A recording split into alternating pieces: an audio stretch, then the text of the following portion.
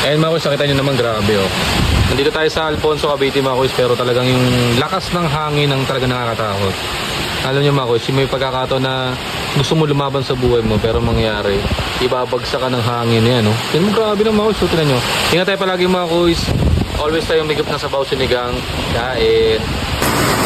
Ayan mga kuys, nakita nyo, grabe.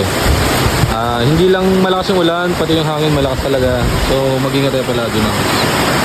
Kasi ito, may ibon din akong alaga dito. Yan, nakita nyo naman. Sobrang safe din sila. Gusto lang din nila maligo. Ayan mga kuys. Ingat palagi. Kain. Ayan mga kuys, update lang tayo mga kuys ngayon dito. Talagang sobrang lakas talaga ng ulan. Ayan, nakita nyo naman. Tsaka pati yung hangin nakakatakot. So ingat tayo palagi. Tapos lumabas kasi ako. Check ko lang yung mga aso namin dito. Kung okay lang sila. May bayan naman sila dito. Ayan.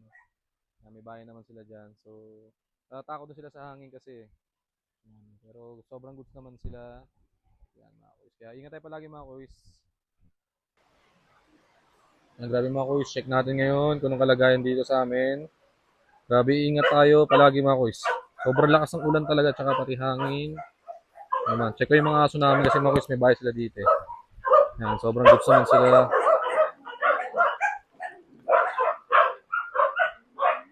Yan, ingat tayo mga kuys palagi. Kasi yan mga kuys, may nakahiwalay dito mga lalaki, tatlo sila. Ang dahilan kasi niyan mga kuys, medyo hit kasi ngayon mga babae. So, iniiwas namin sila para hindi sila mag-away-away kasi nga, ayan, nanliligaw sila kahit bagyo. Sana all, mga sila nyo, di ba? Yan, hirap mga kuys, eh. Walang pinipili talaga yung yung talagang bagay na gusto mo pagka yan, no, nanliligaw sila kahit may bagyo. Aray ko mga kuys.